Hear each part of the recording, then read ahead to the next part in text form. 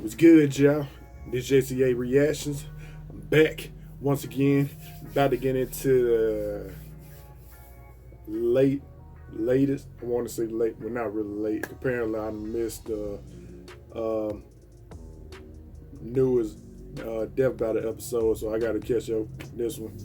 But about to get to the Death Battle video titled Akuma versus Shao Kahn, Street Fighter versus Mortal Kombat Death Battle. Y'all already know the original link will be in the description box below. Check that out without my commentary or whatnot if you haven't already. Shao Kahn, Mortal Kombat more so my speed than Street Fighter. Like both games, but I want I want to say Shao Kahn to win, but Shao Kahn seemed like, just based off of the game, seemed like he got more ego than fighting skills. So I think Akuma got this in the bag, but we're gonna find out. Let's go ahead and get into the video. Without further ado, about to give out this content strictly for me to you. Let's get it. Akuma, Street Fighter Supreme Master of the Fist. Shao Kahn, Conqueror of Mortal Kombat. Today, we'll find out which final boss reigns supreme. He's Wiz and I'm Boomstick, and it's our job to analyze their weapons, armor, and skills to find out who would win a death battle. This is the Japanese kanji for heaven, symbolic of the infinite sky above and the one who stands before it. And the last thing you'll ever see when you meet Akuma. Trained by Master Gotetsu at an early age, Akuma was practically born into the ways of fighting. He and his brother Goken were taught the form of Ansatsuken, literally meaning the assassination fist. Now everybody says martial arts are all about meditation and being zen and all that other boring shit. Well, Ansatsuken ain't like the other guys. It combines judo, kenpo, and karate into a unique style that's all about murdering your opponent as fast as possible. Hell yeah. Unfortunately, the brothers' views on their training greatly differ. Goken rejected the violent methodology of the Ansatsuken, leaving to develop his own, less lethal variant of the form. Because a style called Assassination Fist clearly needed less assassination. Good thing Akuma was all about the real deal. He got so hardcore he started training to embrace the biggest martial arts secret out there. The Satsui no Hado.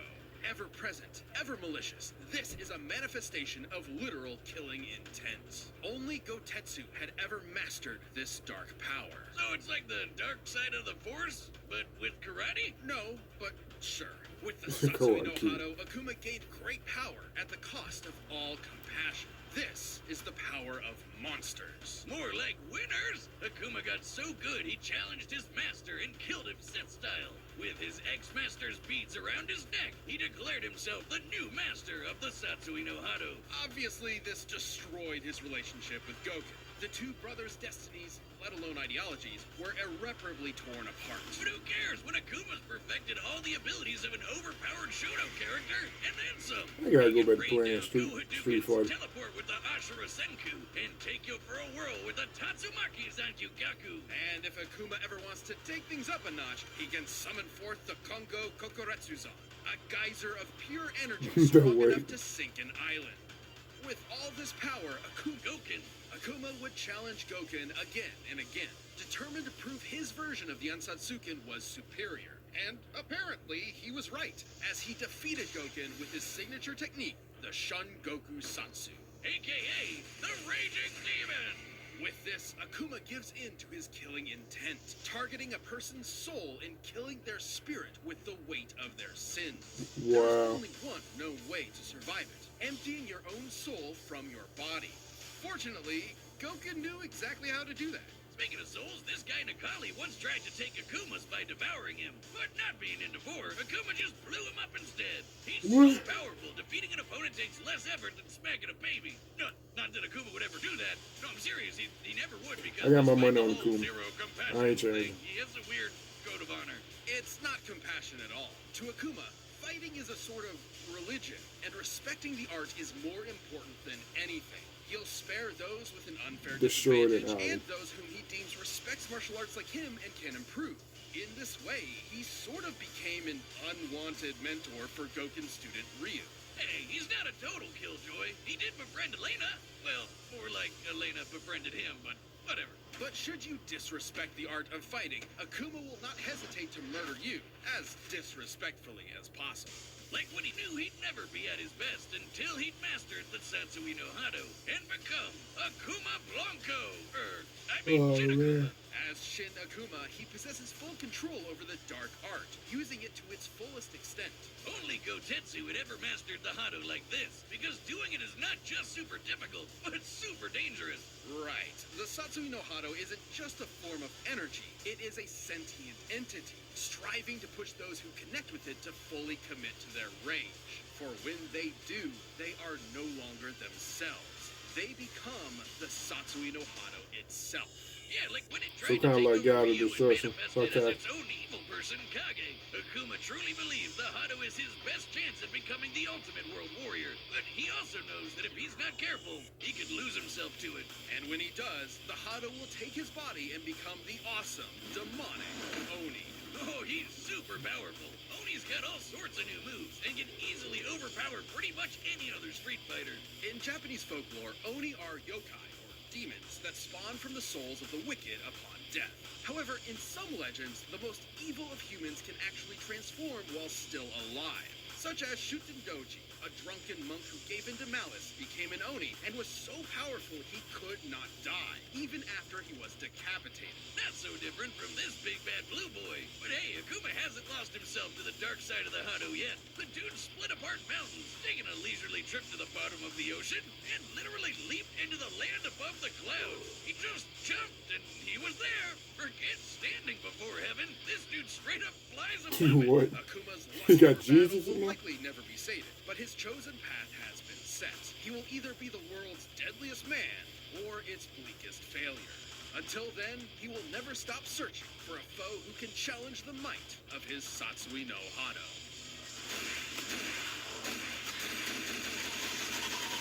Woo! This man want to play Street Fighter. The realm of Outworld is a twisted, barren wasteland where only Mortal the Kombat strong 7. survive. Definitely MK10. at the bottom of my list of places to I go think. when I retire. Yeah, and that's it's true. all thanks to the tyrannical ruler, Shao Kahn. Thousands of years ago, Shao Kahn was an advisor to And the it's so Dragon feet. King, Onaga. Until Onaga took a permanent nap when Khan poisoned him and claimed the throne all his own. Now Right, that's this what is I true. call climbing the political ladder. With an army of demonic Tarkatans and four-armed Shokans at his beck and call, Shao Kahn began conquering and merging other realms with Outworld, including the once idyllic paradise of Edenia. After which he hooked up with Edenia's queen, Sindel. But his conquest didn't just win him a traitorous milk. The crafty bastard also Traitorous picked up a milk. ton of awesome powers. Khan is a deceptive leader who isn't afraid to resort to, quite frankly, dickish methods to achieve his devious goals. He's basically a wrestling heel in the form of an otherworldly invader, right down to dressing like a male stripper. And despite living on a completely different plane of existence, he's somehow mastered two Chinese martial arts, Daizu and Liu Wei, both of which prioritize fast and aggressive strikes to overwhelm opponents. But Khan's real bread and butter is his mastery of magic. He can shoot fireballs, create portals, make you his telekinetic yo-yo. I still don't bounce sense a projectiles threat back from to Shao sender, Kahn, for and real. conjure his signature hammer whenever he I wants. could be With wrong. his Wrath Hammer, Khan can crush even the strongest combatants With a K. to pieces with his brutal fatalities. But perhaps his most iconic ability is taking souls.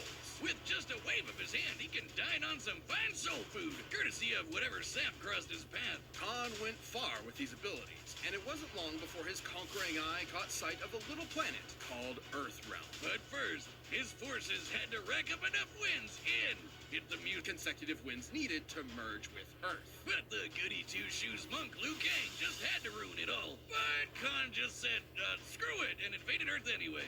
The moment Khan set foot on Earth, he stole the souls of nearly every human being on the planet. Then physically merged Earthrealm and Outworld into one big melting pot of conquest. The exact meaning of merging realms is a little vague, but from Mortal Kombat 3's intro, we do know that it transforms the planet into part of Outworld itself. But even when he's not literally folding worlds together, Khan is always a threat to behold. Far Dang! superior to most of the other combatants. Hey, I gotta watch He's a them cocky into asshole, the but movie. damn, he sure knows how to get stuff done. He's one-shotted Johnny Cage and Sonya Blade, survived being impaled, broke Kotal Khan's back and has consistently surpassed the likes of the Thunder God. Rain was more so of my favorite character in K11, by the way. Khan could even hold his own when Raiden held the power of all the Elder Gods. For context, the Elder Goddess Cetrion can grow as large as a planet and fire this hyper-fast laser, which, comparing its speed to the curvature of the Earth, can smite mortals at 2% the speed of light. Oh, you know you're a big shot when actual gods think you're a pain. Look at him go! Don't mistake powerful with invincible. Khan's might is only matched by his arrogance. Yeah, he really does love to hear himself talk. I Even told when it you, leaves him ego. totally open. I guess he doesn't consider the consequences of his constant taunting. Is that your best? I thought it was funny. You suck. Moving on. Even if it can get the better of him, Khan has proven his arrogance isn't completely unfounded. After ages of conflict, all of the combatants fought in a final clash of good versus evil. And Khan emerged as the last man standing. It was there that he defeated Blaze, an all-powerful elemental who threatened every realm in existence. Luckily for the good guys, Raiden had a way to basically go back in time and try to stop Khan from winning in the first place. That's right, Khan was such a big threat, the only way to beat him was a complete do-over. And even with that victory now a non-existent memory, Shao Kahn will never relent.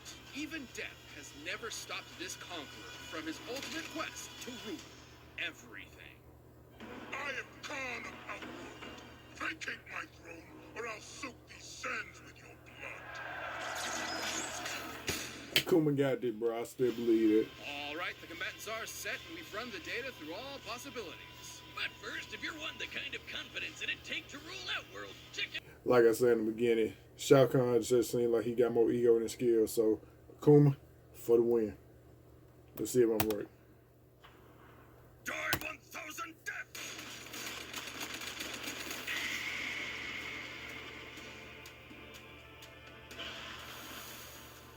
You dare interrupt my tournament. Ooh, the graphics. Seeking my throne. You know, just roll it down on my neck.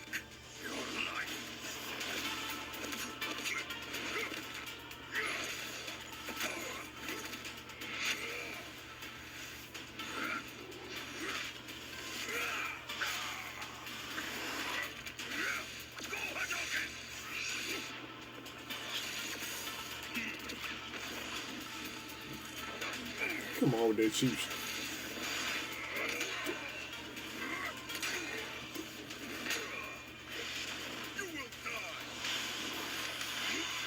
Kind of remind me of that paddle with that ball, rubber ball on it. Or that paddle.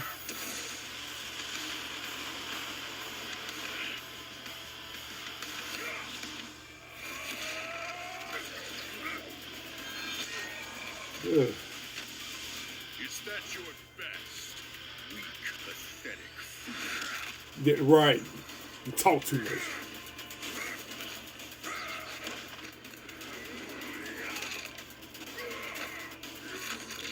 Ooh, oh, come on. They had to have an X-ray now. Soul is mine. No, the Satsui no Hado is mine. Come on, Akuma.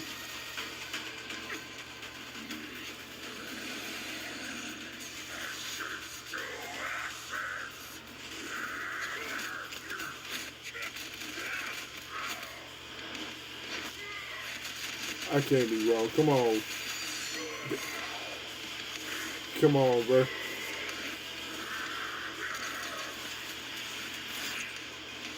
Yeah, here we go.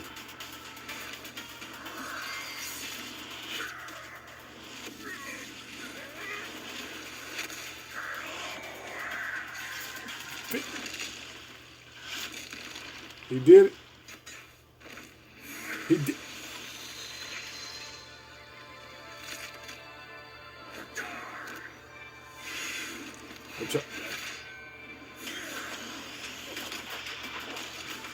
I was just gonna say, how he survived it?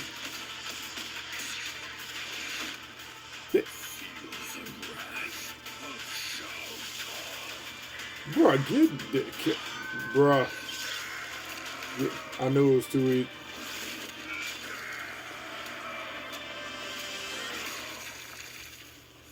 always end up messing up in the end.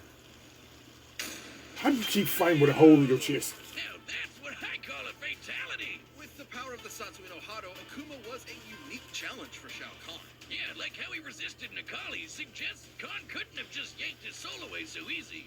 And Akuma's level of power was nothing to scoff at either.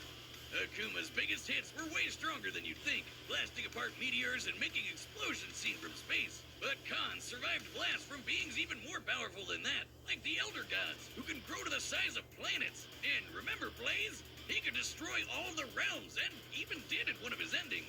And while Blaze's story ending isn't canon to the Mortal Kombat universe in and of itself, it is still an example of what could happen in canon. And Khan whooped that red-hot ass. While we do not have an exact time frame for Blaze's destruction of the realms, destroying Earthrealm alone would require at least overcoming Earth's gravitational binding energy, or about 47.8 zetatons of TNT. Over 300 million times the power of the Teraton explosion from Akuma's lineup. And keep in mind, when Khan merges realms, he is literally morphing an entire planet into Outworld itself. This means it makes sense he could defeat Blaze, because he already commands a similar level of power. But I know what you're thinking. What about the Raging Demon, Akuma's awesome finishing move? Shao Kahn has racked up more than enough sin in his time for it to totally murder his soul. There was always a possibility that Akuma would get a lucky hit in with the Shotogoku Satsu. However, given Khan can keep up with the likes of Elder Gods and their space lasers, he could certainly keep pace with Akuma.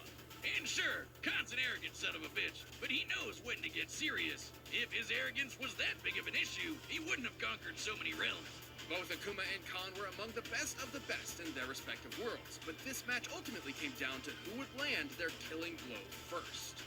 Shao Kahn's overwhelming power, mystical abilities, and treacherous strategies were enough to claim this victory.